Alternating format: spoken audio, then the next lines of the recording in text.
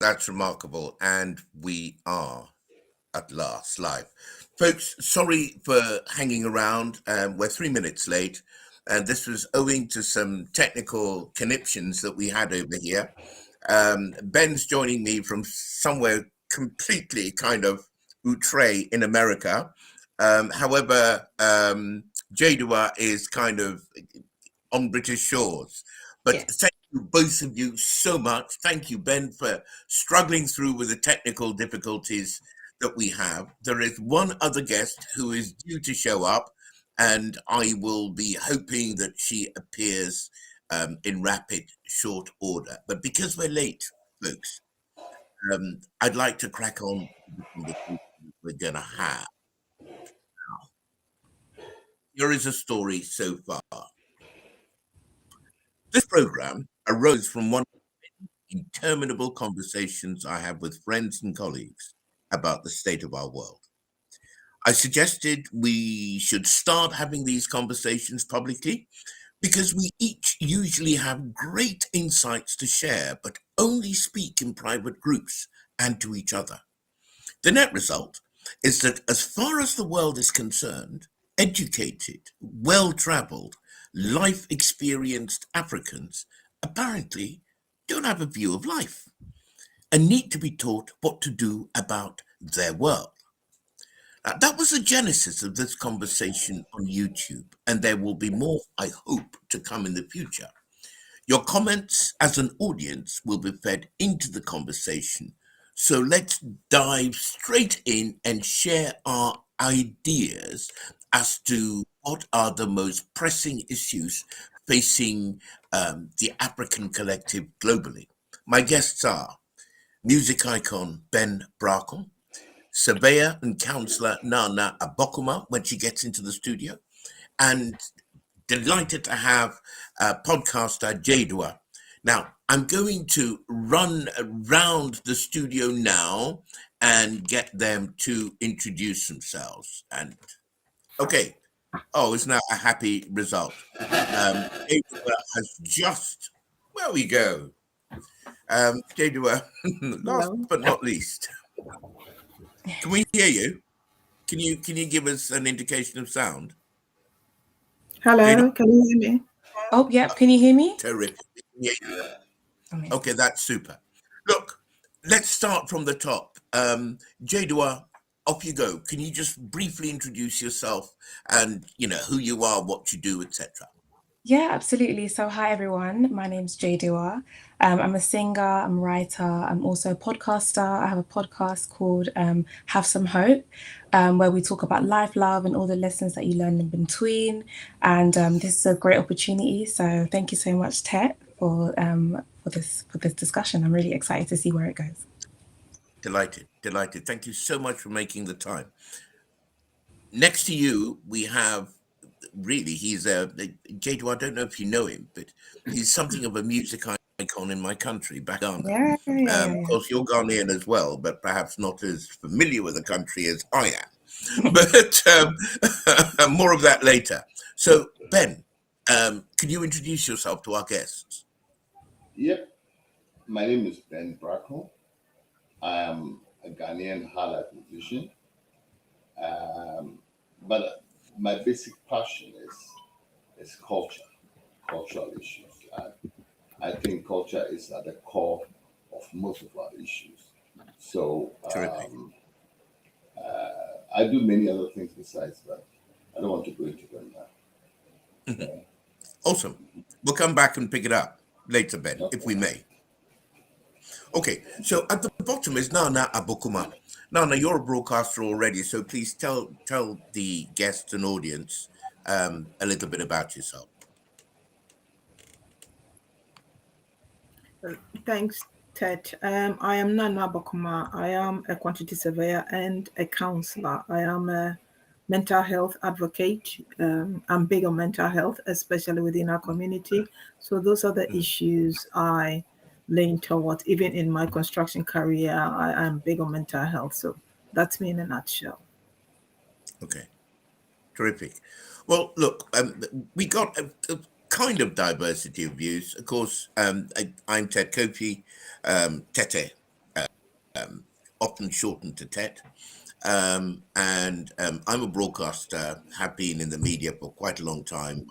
Also founded a PR company in London about 7 years ago called JournoLink, which basically supports small businesses in engaging with the media and getting their stories out into the mainstream media. Now, I set up this channel called Renaissance TV, and this strand of conversations called Tete a Tete is about promoting what I call the African Renaissance. The idea is that we, as Africans, will define who we are, and secondly, define the kind of future which we feel is fit for ourselves, not some future that somebody else is telling us we ought to be having. So that's who I am. And this is one of a series of many conversations. Now, the first thing I'm going to ask my three guests over here, by the way, I should mention that we took a bit of sleuthing to find Jadeoua, and I'm delighted she was able to come. Because if you look at the grey on my face, you can see that we come from, should we say, slightly different ends of the age spectrum.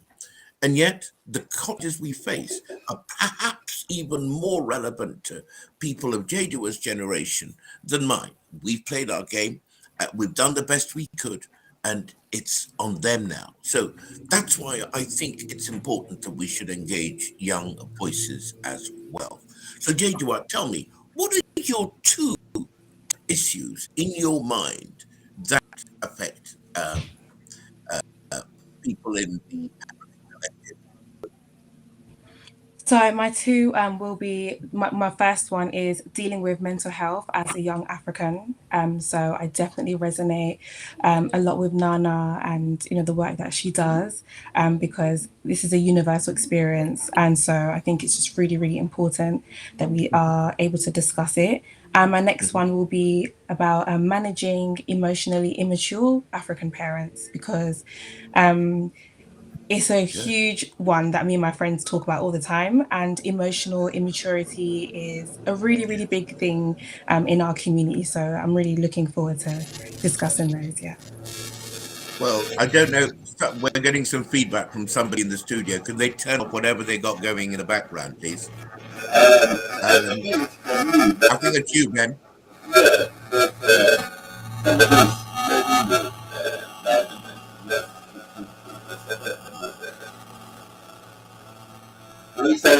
Wow. It, there's a feedback somewhere, somehow. Turn off the connection. Stand by. We're trying to restore the connection.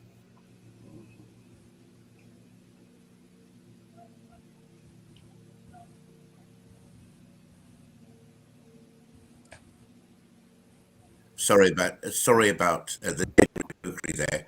Um,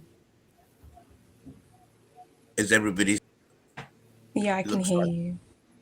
Yes. super? Okay. Well, let all of this. So, um, ask you: are you aware that in Africa, mental health is one of the biggest taboos for people to talk about? Because it seems that in our culture, the worst insult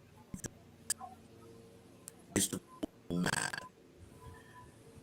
To this, there are mental health issues, then a family or for an usually swept under the carpet. How come you focus on that here in London, Jadeoua? It's really interesting. I think from personal experience, like I went to therapy last year, around August, and I was in therapy longer than I thought I was going to be. And it was Mhm, because I had experienced some really, really tough things, mhm, and I wasn't feeling the validation and the emotional support from my parents.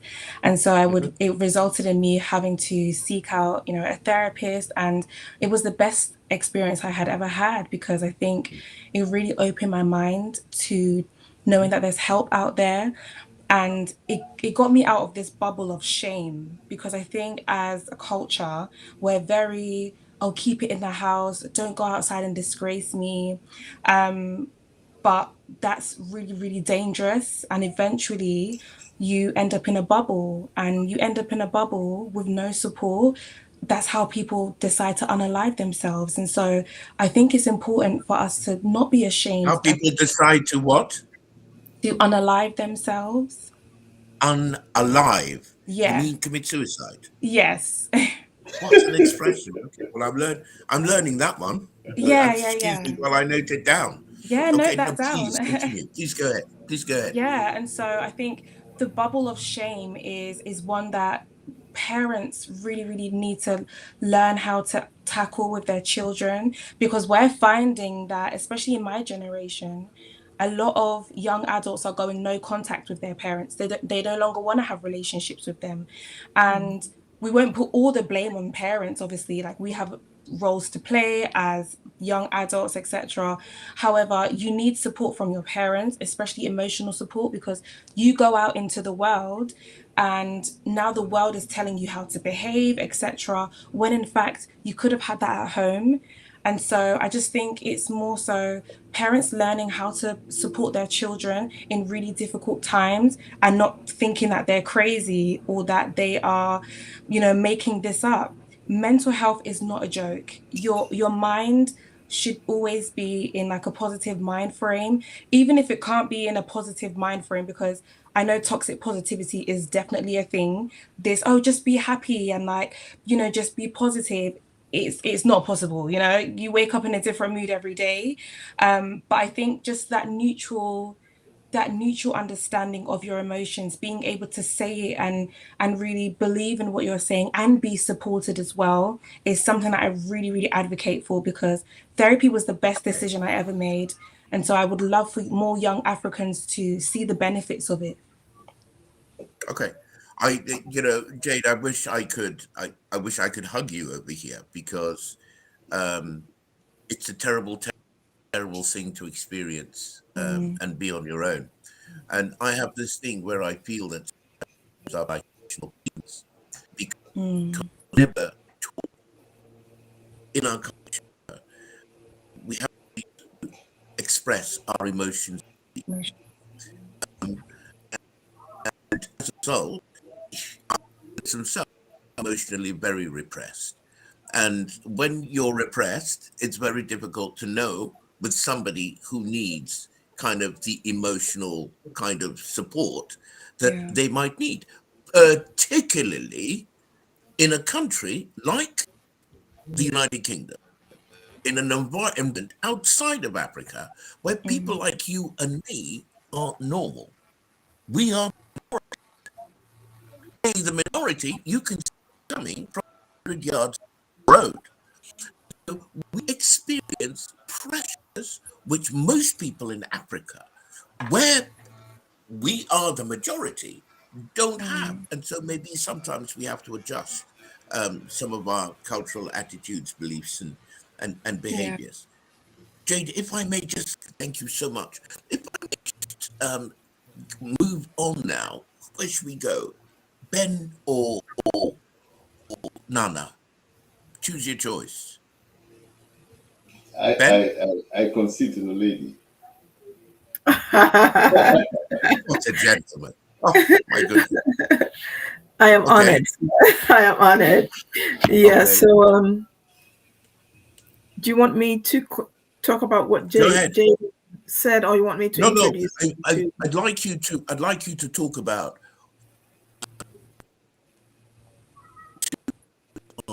the issues that you feel, confront us all in the African collective. Okay. All right. Thank you, Ted. Thank you once again. Yeah. So my two topics are African parenting in the diaspora Ooh, again. and mental health challenges within the African community. Mental And health. yeah, so I'm Challenge. going to You're only allowed. yeah, I'm going to zoom in on the African parenting in the diaspora because it connects with the mental health. Okay. Okay. Yeah. So So you know, I'm going to dive. The reason I went on a bit with Jadeoua was that, one, I think she was very brave to talk about that, because we tend not to. We tend to sweep it under the carpet. And secondly, I just wanted to find a bit of context for it. There's one person who says that the whatchamacallit, the subject is he's really enjoying it. So please, Mom, um, go ahead.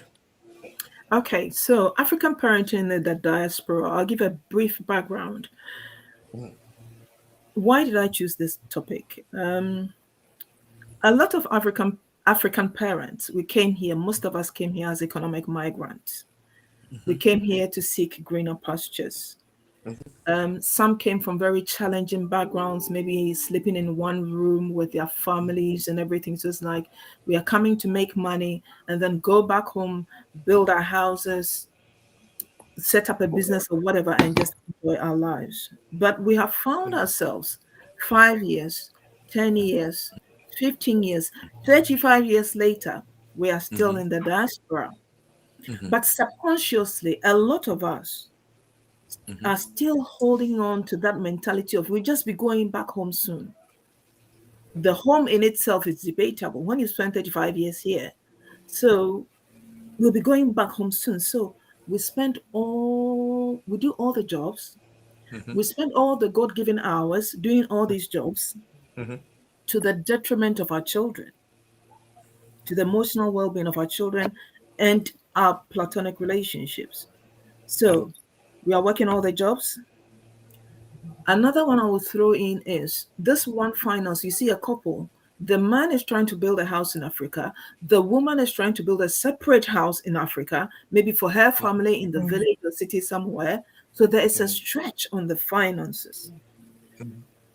Another point I'll raise is African parents, we do not attend our kids' school events. Even teachers one-to-one meetings, we don't, because we are working around the clock to go back to Africa, but we've been here for 30 years. We do not spend quality time with the kids. The time we spend with them is a screaming and shouting contest, sorry. Because we're exhausted. The parents are tired. If you are working 12 hours, 14 hours, you are tired and you are stressed because the family back home are pulling you, and we have enabled that behavior. Somehow we have enabled it. We are giving to them, giving to them. Your kid here may be asking you for something, but the kid sees you transferring all these chunks of money to Africa. Some African parents see extracurricular activities as a waste of resources because in our minds, we could buy building materials for the project we are doing in Africa. Now, I'm going to throw in another proverbial elephant in the African diaspora that we don't talk about. The children sent to Africa for so many years to be looked after by family. I totally understand. By extended family. Extended family. I understand. Yeah. I understand all these reasons I've mentioned, but we need to accept and realize that the children in these scenarios see it as abandonment, emotional abandonment. They see it as they are not wanted. The parents don't care for them because their emotional needs are not met. In their mind, yes, the parent means well by sending them to Africa so that they can gather more money or whatever it is. But in the child's mind, it is abandonment and rejection. Why doesn't my mother want me? Why doesn't my father want me? The child wants to talk to you, but you're screaming and shouting. It's like, leave me alone. You don't attend their school events, extracurricular activities you see, but they see you sending money. So in their mind, in the child's mind, You're doing okay. they don't matter. You see, Right. and this feeds into the mental health issues. The child becomes distrustful. They become ashamed. They feel they are inadequate. And then we get into anxiety and depression and all that. So we really need to address these issues. Nana, can I ask you? Yeah. Does anybody talk about these things? I've got to tell you, I work in the media. Okay, you're the first person who's surfacing these things, Yeah. and that's a long time. Is anybody else talking about these issues? This has been my baby. I was waiting for the right time to talk about it. So your platform is the first time I'm talking about it. But I have had discussions on the side because with the counseling, I meet a lot of these young people. And the anxiety, you see a 13, 12-year-old, and they are talking to you, and you can see them shaking. They are anxious. It's like something's going to go wrong. And even going home around exams time, they are panicking. My parents will kill me. Just What for? For not doing well in the exams, for not doing well in the exam. So a lot of them are right? dealing with anxiety issues. We've got self-harm in the African community, which again we try to push under the carpet. The kids are doing, they are self-harming. They are crying out for help. Emotionally, they are hurting and they're crying out for help. So self-harm, addiction, it could be drugs, it could be alcohol, it could be sex. All sorts of things are going on. So until we address and talk about these things openly, the proverbial bubble is going to burst. Thank you very much. Yeah. Look, I'm going to leap over to Ben now. Ben, over to you, sir. Okay. And let's see who's Audrey Dewar says great topic. Jadeoua, all your fans are on YouTube at the I moment. know. Ed Starfo Sorry, guys. is also supporting you. Can you give him a quick wave or something and tell him that you'll be signing autographs later? Okay. Hi, So mom. they're all there. Literally my mom, like. But thank you all so much for supporting Jadeoua and the show. Over to you, Ben. What are your two big issues, and which one are you going to be focusing on? Well, it seems that I missed the boat because the issues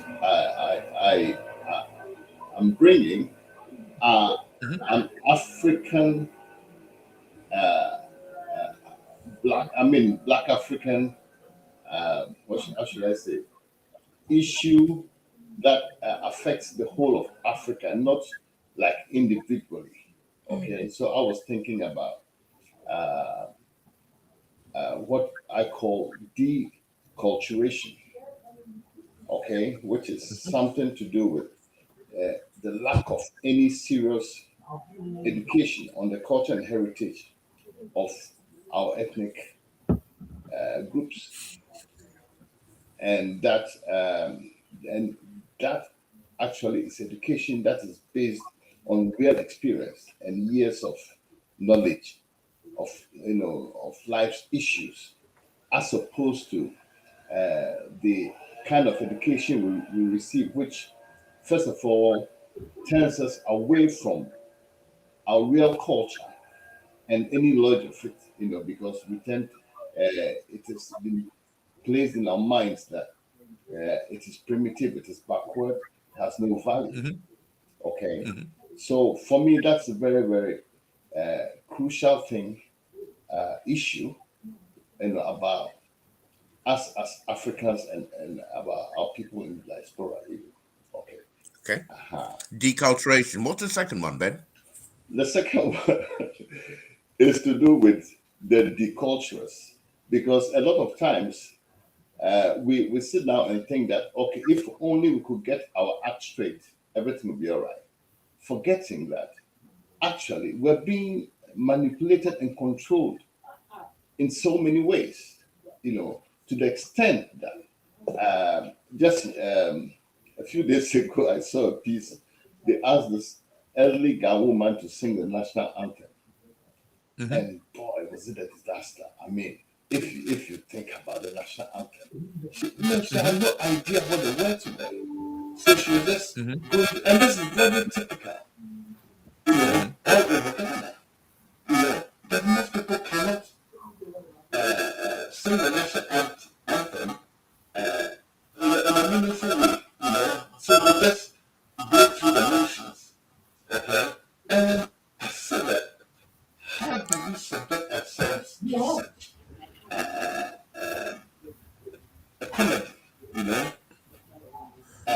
Okay, Ben, we're having a terrible time with your sound. Really? It's echoing and all sorts. Do you have a Bluetooth item anywhere near there?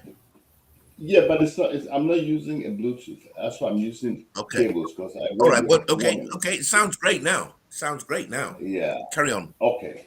So uh, a lot of things are not under our own control, and Hmm. even we should admit the fact that even our economies, our the government, the way that our governments are run, and all that, is to the pleasure of the Western world and maybe Hmm. other groups. Okay, Hmm. because Hmm. people who actually try to work diligently for their people, they Hmm. get eliminated. Hmm. Okay, and people who try to protect the interest of our resources, Hmm. even our minds, they get eliminated. Hmm. So Hmm. it is a very important issue to consider that how can we counter that in the first place? Hmm. And then we have Hmm. to counter the idea that a lot of us have been decultured to the extent that, Hmm. and leadership in Africa is more or Hmm. less confined to people who have been decultured. I mean, Hmm. not the leader per se, but I mean the structures around governance Hmm. are all Hmm. controlled by people who have been Hmm. decultured. And so we find that a lot of governments actually they act as if the people are their enemies, the people for whom they are there. You understand? Hmm. So these are the two big issues that I think are confronting us as Africans today. Okay. Okay. Um, will one of you ask me? Will one of you ask me? Let's see. Sorry, I'll have to. Ben is the one who's big at the moment, and I'll have to minimize him. And I'm going to go to this so that we're all more or less kind of here. Okay. Um, is anybody going to ask me what I think my two issues are? Because it doesn't You can seem ask fair for me yourself, to you are ask. the host. Okay. Um, I'll be really quick because it's your views that are really interesting. I have two things. The first thing is that um, it boils down to we as Africans finding our voice, but actually the issue is one of consciousness. Because everything we do is driven by a certain level of consciousness of who we are. And the second issue arising from that is how we communicate this idea of who we are, i.e., how we leverage the media, information services, and so on and so forth. So I guess to a degree it connects with what Ben was saying about people being decultured and then rendering themselves vulnerable to manipulation. But the issue of consciousness is so profound. It cuts across, it's a part spiritual issue, but it also has a social, it's an inner issue, and it also has an external issue in terms of how it manifests in our social, cultural, political, and economic activities. So I think the first thing, the very, very, very first thing, is a consciousness that Africans seem to lack because we don't look inside ourselves at all. We're constantly busy aping, following, chasing somebody else. And that for me is the issue. So let's come back to Jadeoua if we can. Jade, what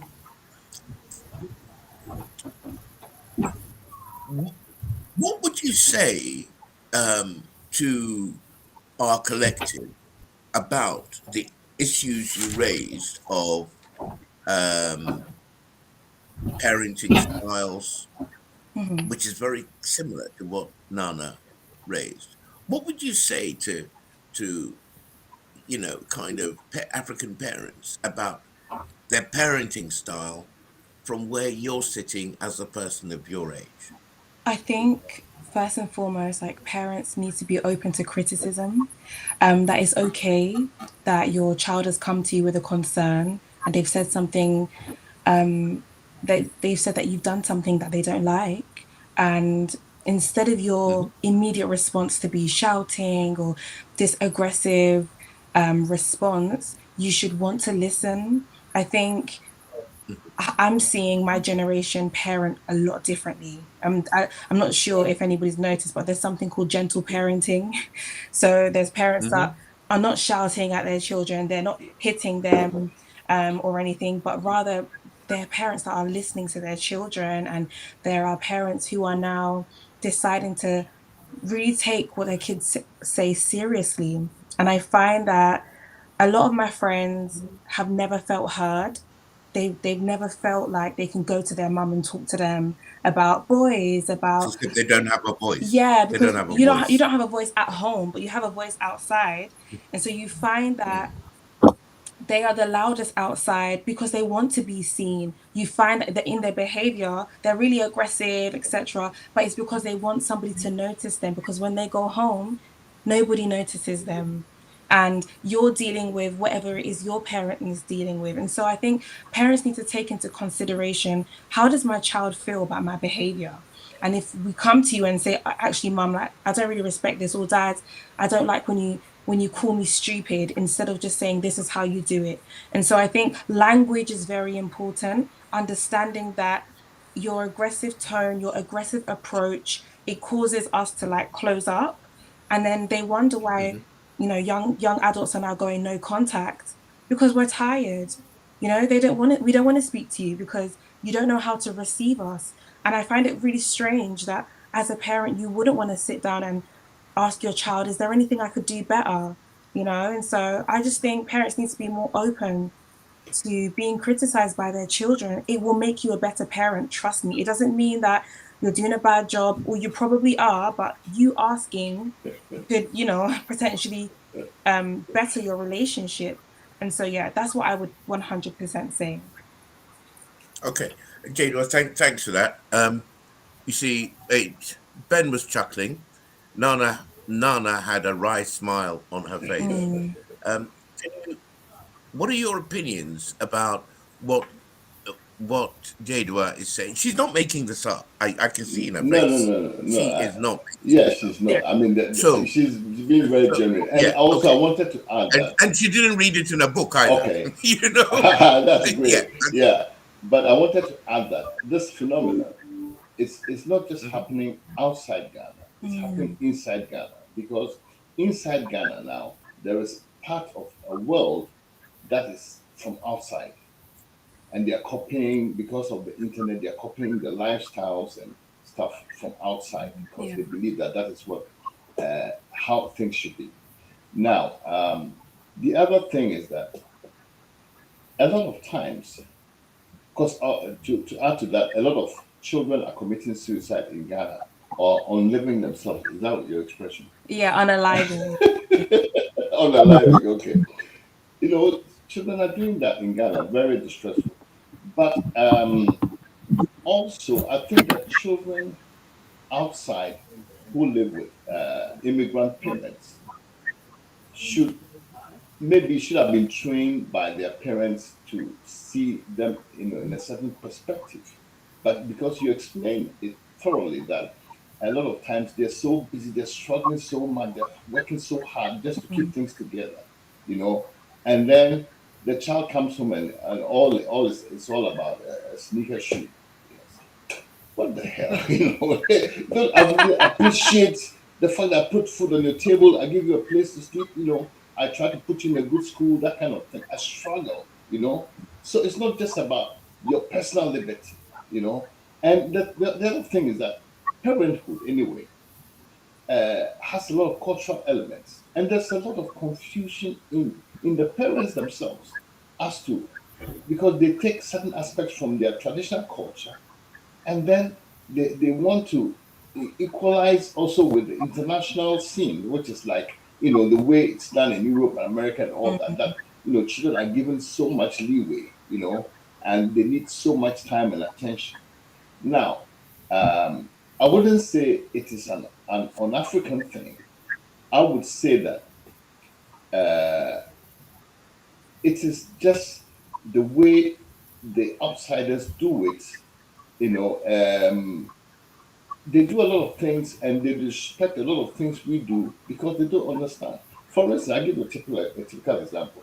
This four-day week business that is catching on so much, Oh you yeah. know, uh, you know, and it is something that Africans have practiced for a long time. It's not just about 4 day week, but it's about the style of living. You work hard, but you live as well. So your whole life is not consumed by work. Oh, Okay? Ben, we're having sound problems with you. I'm afraid it's breaking I up. can hear Okay, myself. really, no, yeah, it's actually difficult to hear for Really? the audience, which is a pity. We're just Is about it to. better?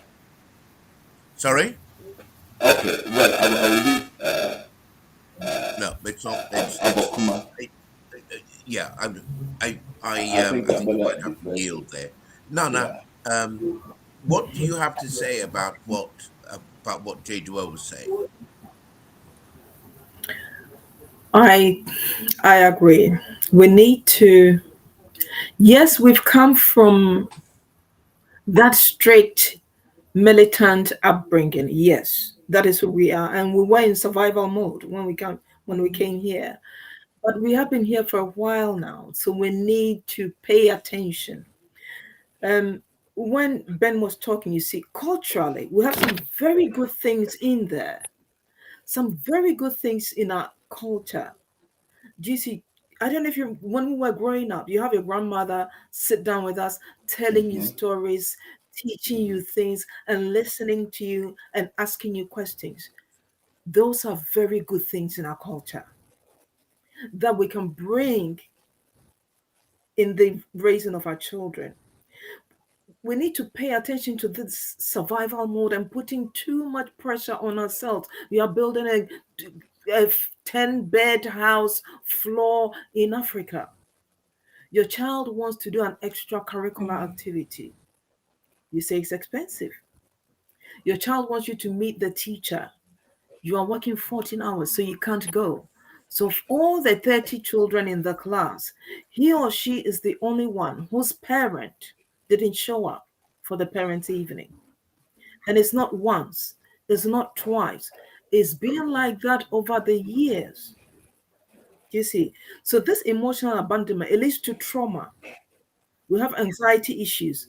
Unalive is the first time I'm hearing it like that, but suicide. You see, they're cutting themselves. They want attention. It's like what? There is a turmoil inside.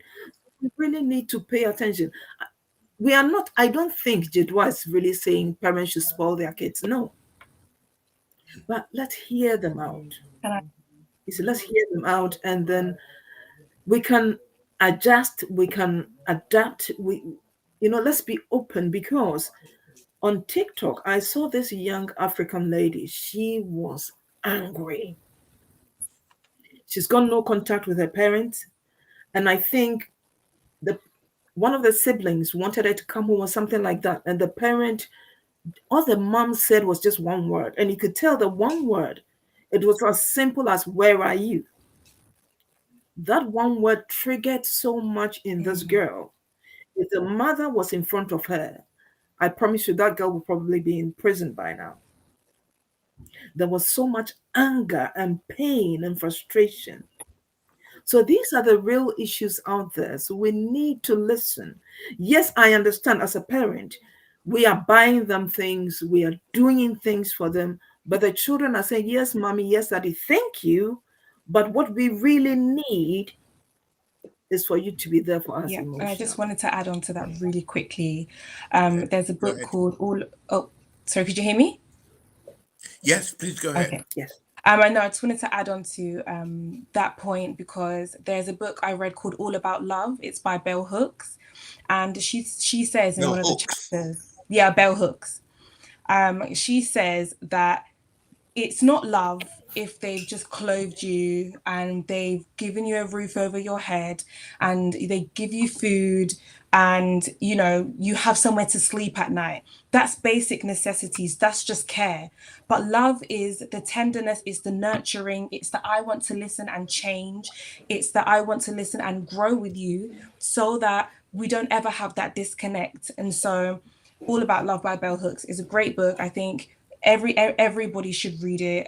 As a collective, we should definitely educate ourselves on what it means to really love our children, because to be fair, like that's maybe the number one thing that's even missing in our community in general. Like we don't know how to love each other properly.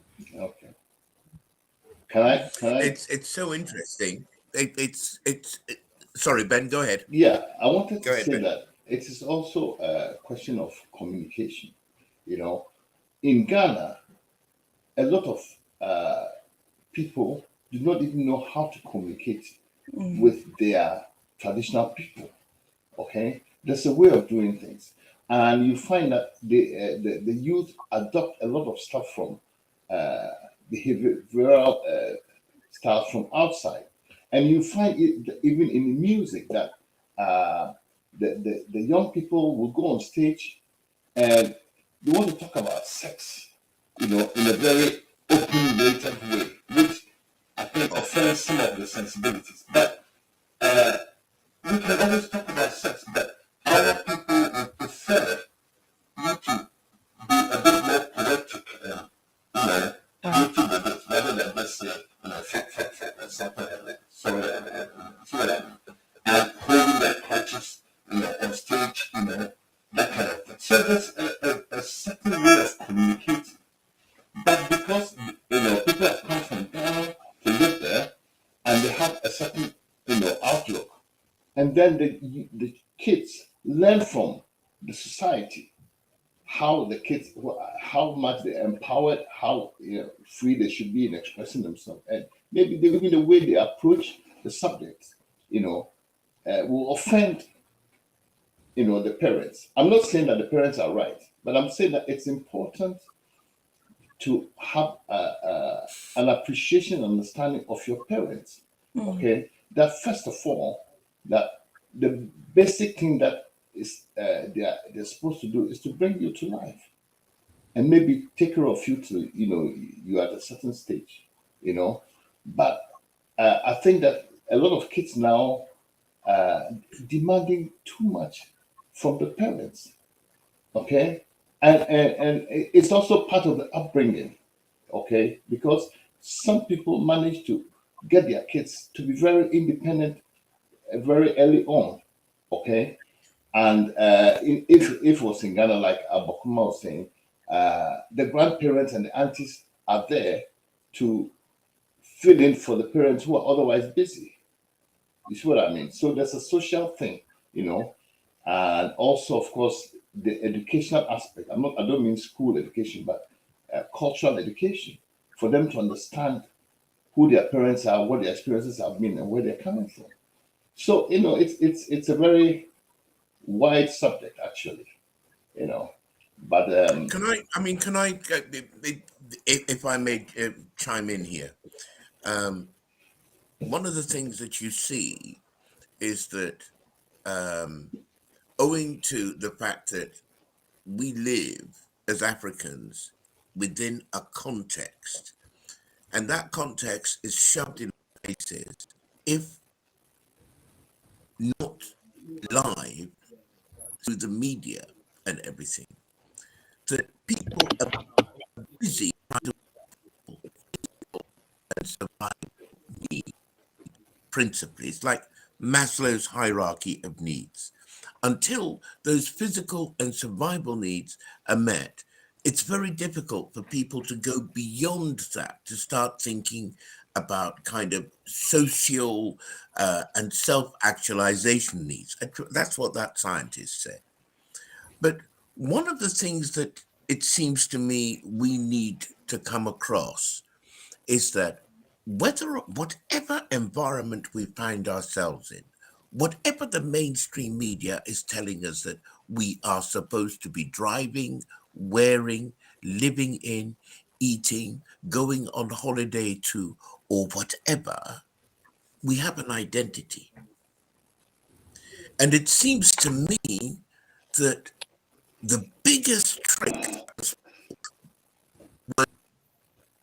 Africans away from their sense of their identity into following something which is really kind of, it's a pipe dream. And this is so basic, so fundamental, because when you have a sense of your identity, you don't need your child to tell you, Dad, listen to me. It is a broken adult, only a broken adult who doesn't realize my child can put up a 10-bedroom in my father's hometown. It is only a broken person. And the person becomes broken like that because they've forgotten who they are as a human being.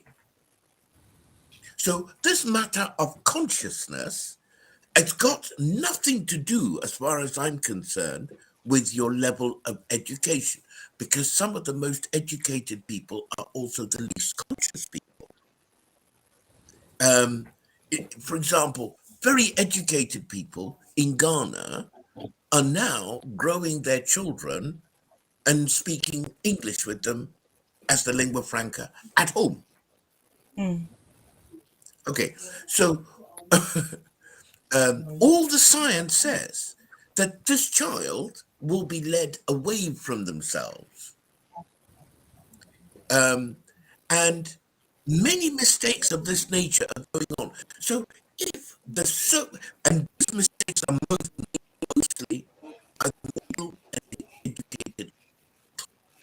Now, if they who are supposed to be the opinion formers, opinion leaders in our society are making those sorts of mistakes, how much more will the rest of our folk in society, struggle with this? So, this is my time to chime in and say that these issues around parenting, mental health, this and that, all derive first and foremost from your consciousness as a human being.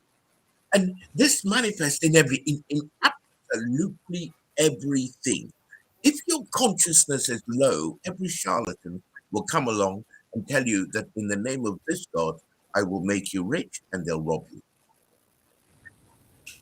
If your consciousness is low, everything that appears on the television is something you feel that you need to fill your empty void with so that you'd be somebody. The only reason they're building the 10-bedroom house back home is so that they can be somebody. But that person doesn't understand that what makes you somebody is consciousness of who you are first as a human being. So I really, really hope that those who are watching this program and, other people, by the way, please subscribe to this channel. Please share the content in here, because I'm so grateful to Jade for having kind of segued us into this thing, because I know that if it wasn't here, we would have our number to a degree, but not as articulately as Jadeoua has. I'm so grateful for that. So, yeah, that's a plug for my channel. But the point is, folks, I do think... Sorry. Well, at least I owned up. Look, so I do think that it's time for the people who are so smug and so full of themselves, and so we run everything in society, to start thinking about the question of African consciousness.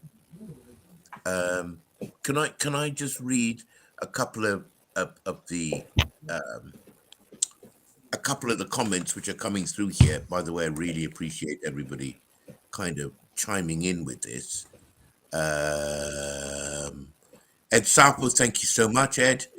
Ed has made a couple of great comments. Audrey Dua is right there. Well done, Jadeoua. People are listening to what you're saying. Audrey Dua said, thank you, Ben. Parents will not allow us to have a say. That made us very timid. We're not allowed to challenge them. Audrey Dua says, well done, Evelyn.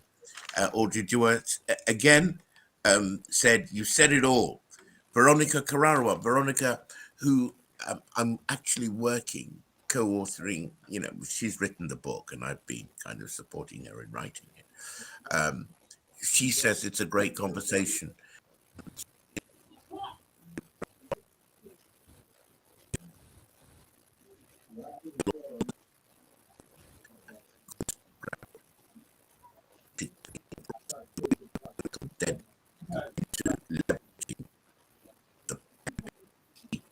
That's about to be launched.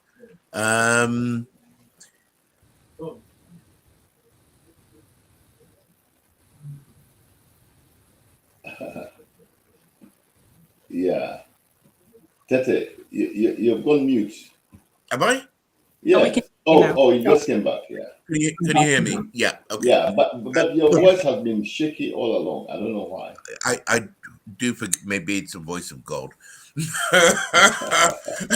It means I should let you guys speak more.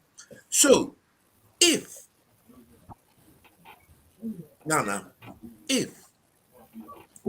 your two issues were African parenting and mental health challenges, okay,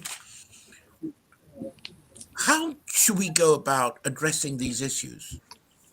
Over to you, Nana. We need to be open for the discussion. Yeah. What is causing the mental health challenge? What is causing the mental health issue? Because there are issues within our community like rape, especially for my generation and Ted and Ben's generation. We don't talk about it. Yeah. But a lot of our generation experienced rape in childhood by family members. Yeah.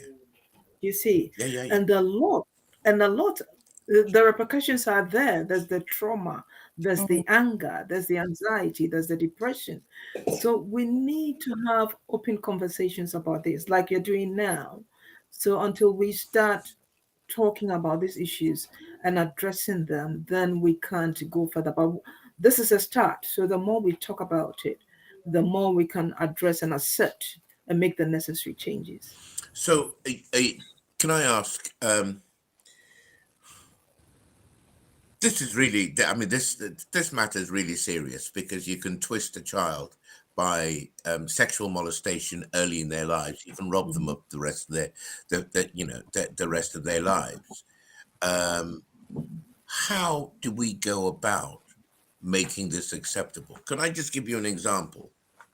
I have some young friends on Facebook, and they're styled as feminists in Ghana, and what I notice is that sometimes they make comments about the way women are treated, especially in the workplace.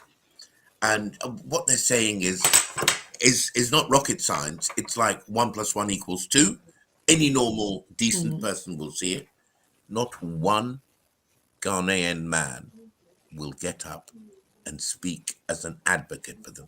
Well, on my platform, there are maybe 3 or 4 who are stalwarts, but I would say that the vast majority of people are silent. If I may say so, it reminds me a lot of the way many people deny that racism is going on right in front of their eyes.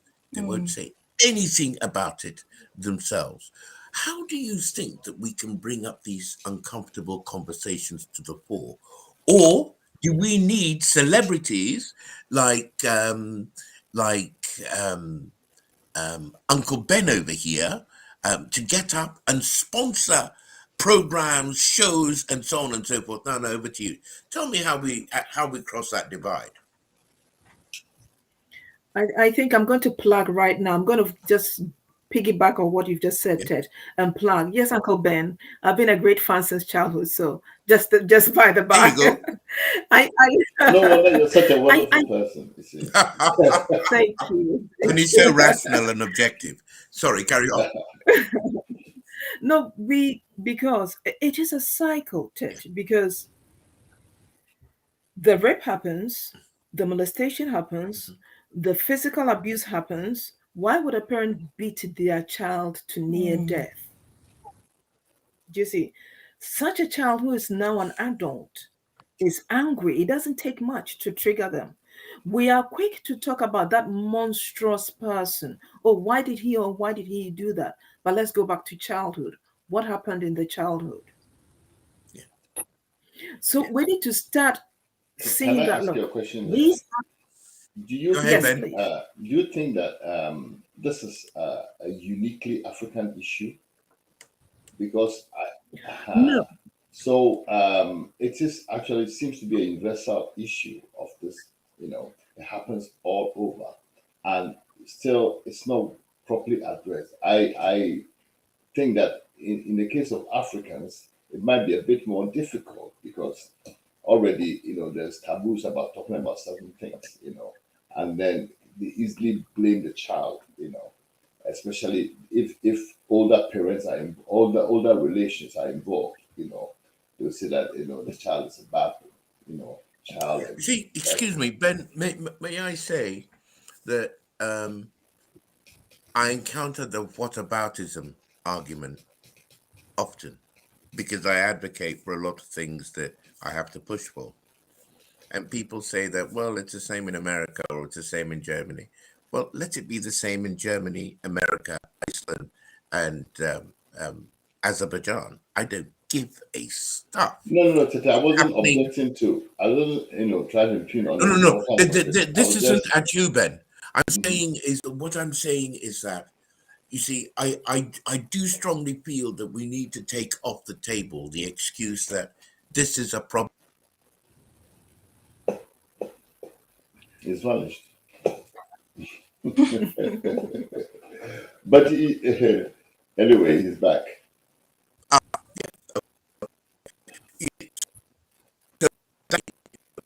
Tete, you're distorting badly. Only we all have the same problem. Look, we're all human beings. We actually all have the same. When I speak about consciousness for Africans, isn't just about Africans. Look at people who have been given lots of material benefits in the West, but their consciousness of right and wrong, value creation versus anti-value has changed. All you can say is that people in the West are wealthy, in my opinion. That's all you can say. They are wealthy. But in terms of their consciousness of their own humanity, you know, I think that we could take 3 programs to discuss that. So the key is, I don't care what's happening in Russia. I do care about what's happening in front of me, or in Ghana, or anywhere else that I live. That is where the challenge is. That is where I need to battle. Jade, what do you think? I agree with you. I feel like we have to Nana was saying, everything kind of starts from home, and the way we're able to advocate for, victims of abuse, etc., is as Africans we need to teach each other that we have a voice, and we need to stop looking for validation from other countries to see how they're dealing with stuff. We have to get to the root issue of everything, and that means that as a collective, as a community, we need to speak up. We can't be ashamed. If we have to care about the future generation, that child that's been abused is the future. And unfortunately, if that's not dealt with correctly, we deal with the consequences. And so I do really, really believe that it starts from home. We have to teach children that they have a voice, that and you teaching them that they have a voice, it boosts their consciousness, their level of consciousness. It actually boosts their self-esteem. They know that they're able to go out there or address an issue and it is going to be validated, people are going to see them. People want to be seen, they want to be heard, they want to feel supported. And as a collective, we can do those things, but we just need to learn to accept how. That's how I see it. Okay, but another thing that I thought about what you're saying is that a lot of African parents refuse to engage with the teachers because they themselves they feel inferior in terms of even elocution, how to express themselves, and even their children keep correcting them at home. Say, "Mommy, don't say it like that." Speak proper English, that kind of thing. So there's so many other issues, affecting this whole thing.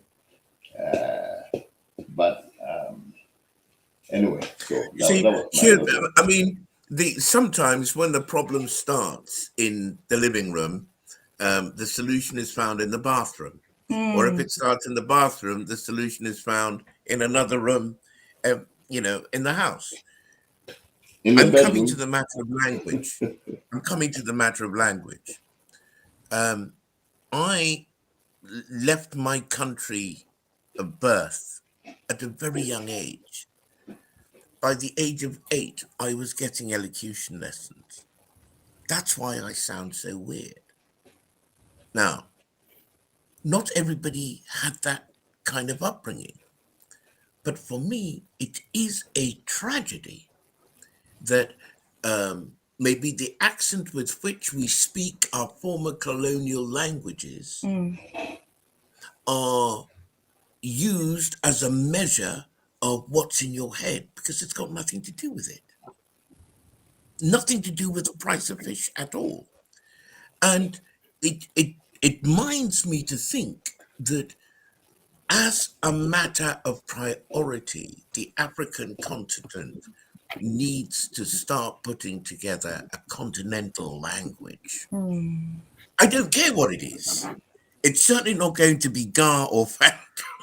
Certainly not going to be Gar or Fanti, so I drew the short straw. I don't care. Is it going to be Zulu? Is it going to be one of the Bantu languages, like Swahili? Is it going to be a Nilotic language like Hausa?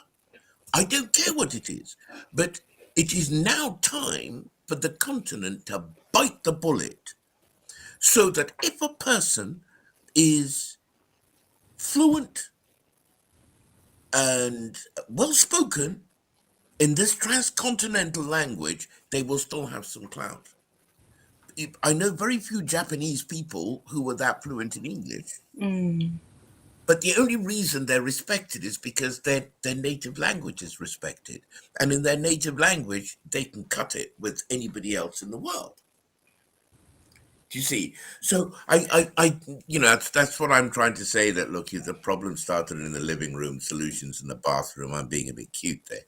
But the point I'm trying to make is that these problems kind of introduce other problems which seem as if they're not important. I think they are absolutely crucial to the welfare and the consciousness of Africans. Well, for starters, when we talk about very well educated people, Ghanaians, we mean people who have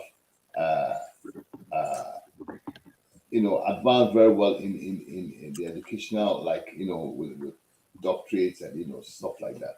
But you find that some of them are the most stupid people. Yes, I mean, they're so dumb, because they don't even know the people they are dealing with. You understand? When you talk about Ghanaians, they think you're talking about them, and they are not, an example of a typical Ghanaian. So they look down on their own people because of the status that they managed to attain. That they can do what maybe the Europeans do. And the other day, Tete, you were talking about something which was very interesting. That we are trying to work out and excise from ourselves the amount of European culture that is influencing our thinking and our behavior. And it's very, very important, because at a point you think that the way you are, the way all the people are, and it's totally untrue. You're such an admired and a respectful. But I'm afraid we're losing that. But which it's a real pity, because I think you were just about to drop some important truth bombs there. Can you just repeat what you said again, slowly, please? Because the sound went all weird. Yeah, my sound is sabotaging me. But anyway, what I was saying is that the typical leader in our countries has such a big influence from their education and maybe their sojourn abroad, and they seem to think that is what a Ghanaian is, who they are, but it is very different from the typical Ghanaian, and it goes to the extent that there's a lot of disrespect to actually the knowledge base, which we have a fantastic knowledge base, but because we've been trained to look down on ourselves, we don't even utilize them. You understand? This is a lot of great cultural practices that we should have been able to tap into, which we don't. But so it comes down to what is education. And when last time I checked, education is not about what you're able to regurgitate, on paper, but it's about knowledge about your culture and your heritage. You train to know how your people have come this far and how did they get there, and to understand why they have certain norms, why they have certain behaviors, and not to just blanket, look down on everything. We can't even look at ourselves. This is one of the biggest tragedies that we have. So education is an issue. Yeah. Can I come in? Please. Sorry, who was going to speak? Nana. I wanted to Go ahead. I wanted to make some points here. When it comes to the education, I'll use myself an example. I have studied. I enjoyed reading. I have studied, and I have the masters and everything. What I have learned through my life's journey and through the studies and all that. A friend of mine, her mom, bless her soul, she's passed. She never stepped in the classroom, but she raised 4 people, 2 men and 2 boys, who are doing very well. If the boys misbehaved, they knew where her hands went. And she made a statement. She said, I'm going to say it in Fanti, and I'll try and paraphrase so Jadeoua can understand, some of our listeners can understand. She said, also school, untu Eh? School, untu abua. No trouble. Oh my God. Okay, now do your best. Please. Now, you need to explain that. Go ahead. I'll try and do a literal translation. So what I just said, literal translation, your reading and your studies, if you're an idiot, you're an idiot. It doesn't remove that foolishness in your heart. It doesn't go away. So what is education? What I have learned over the years is the book plus engaging with people, engaging with your environment, learn about your people. Where are they coming from? I'll make this point. Black History Month, what did they teach? Slave trade. Is slave trade our only history? We have Mansa Musa, we have Sundiata Keita, we have the Mali Empire, we have all these big empires that took on the great might of the West, but they're not teaching them because we have allowed it to just go away. So we need to bring all these things to the fore. Yeah, and education is not just about be taught in the schools. Yeah. Should be taught in school. Black History Month is just like saying that a Mother's Day, and it's the only day that you call your mom. You see what I mean? It is a commercialized thing. I mean, it has to be part of the curriculum. It has to be part of your growing up. So, we have to learn all these things for us in school, as we're growing up, through even the communities, they teach. This is how we do things, the stories, the heroics, everything, even analysis, and then stories under the trees in the evenings or by the fire. Great educational, Okay. system. Can I? Yeah. No, I think That's fantastic. Look, I just wanted to acknowledge some of the chat that's coming through on the platform. Jay Typat or Tipat, Jay, forgive me if I'm really massacring the name. We'll have to rewatch. Looks like I missed a lot. Thank you. Please come back. Please rewatch. Please share with your friends. And then at Bass Services says, great panel. Pressing subject areas that needs to be talked about and addressed. Well done all. And again, it says that it might be universal. It might be a universal topic. However, we need to also address our own. So thank you very much. That's Abbas Services. Safa Mohammed, amazing points. Oh, Jadeoua, you keep getting all the props. I know. I'm so impressed. Sorry, guys. And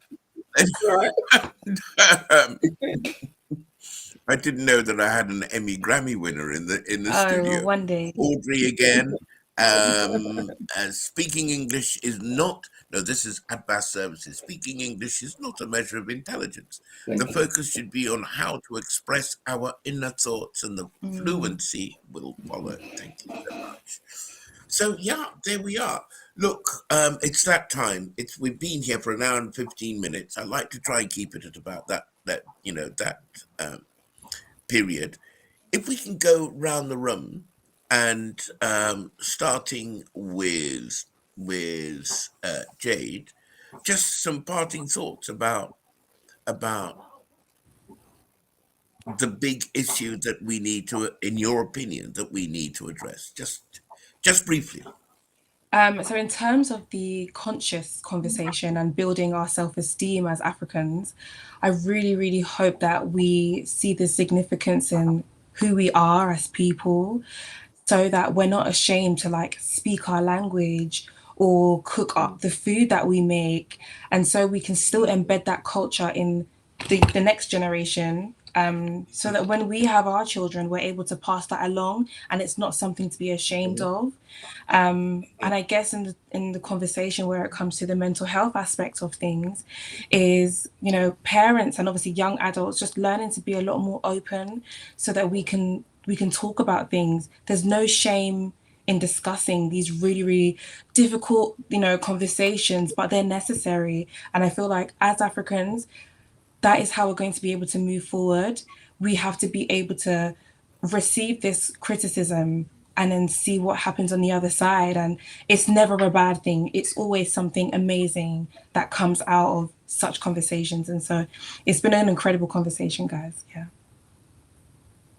Thank you so much. Thank you. Ben.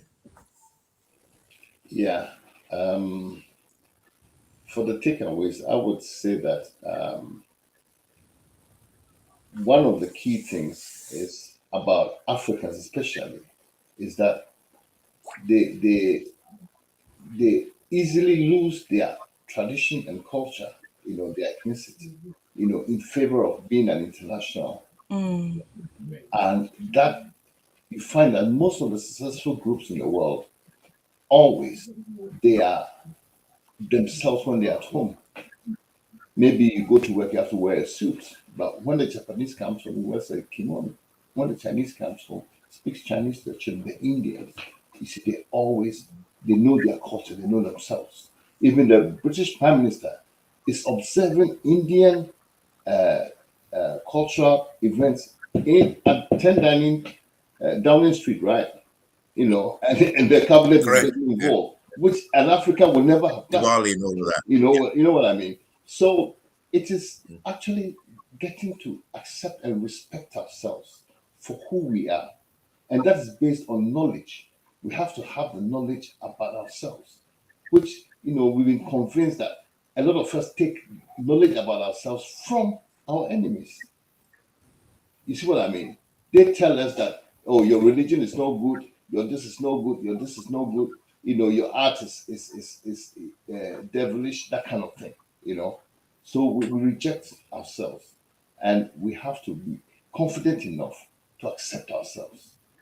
And then we can move forward. Excellent. Excellent. Thank you, Ben. Nana. Yes, I will say that parents, it's okay to seek therapy because we also have our issues. You see, I don't know if you've heard this phrase, hurt people hurt people. Yeah. You see, if you are hurting, the only thing that will come out is you will hurt other people. Yeah. So we need to do that introspection and then seek help. It's not wrong, it's not evil to seek, might I add, professional help. Professional help. So that's one. And I will add a carrot to it to say that when you seek that professional help, you become a better parent. Your children will accept you more. Your husband, your wife, your better half. The dynamics of the relationship will change. You will communicate instead of shouting at each other. And then that we can break that cycle of knowing who we are and then being honest and being present in whatever we do. And then Africa can rise again. That black star can shine again. Superb. Thank you very much, folks. I mean, from where I'm sitting, it's been an eye opener. Thanks, Jadeoua. You give me a real nudge to revisit certain issues which I was thinking may not be that important. Always, Ben, your consciousness of our culture and our awareness of our own selves and our history and so on is great. And but I'm also really thrilled that Nana has kind of validated the idea that parents need to be a bit more flexible in the way they deal not only with themselves but also with their offspring. For me, the thought that comes to mind is that if you don't know where you're going, any road leads there. If you haven't got a clue where you're going, then you'll take any route and you're going there. But you never arrive. But you won't know where you're going until you know who you are.